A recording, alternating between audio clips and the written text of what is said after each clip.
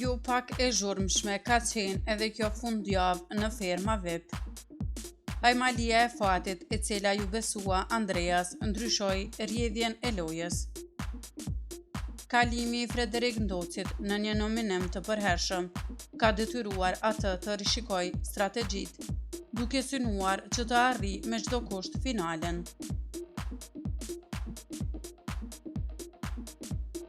Bëni subscribe kanalin Biz Shorts për më të reja rreth showbizit vendor.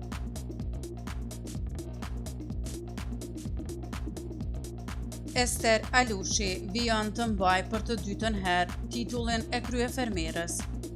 Po shpeshherë organizimi dhe ndarja e punëve prej saj nuk ka qenë edhe aq e lehtë, duke sjellë her pas here tensione në fermë.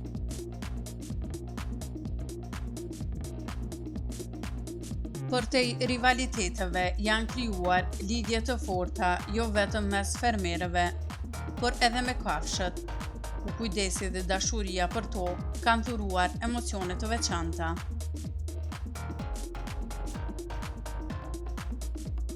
Ndarja në dy grupe, fermer dhe fakir, ka sjellë jo pak përplasje dhe diskutime të nxehta mes konkurrentëve, duke nxjerrë në pa tensionet e bashkëtesës.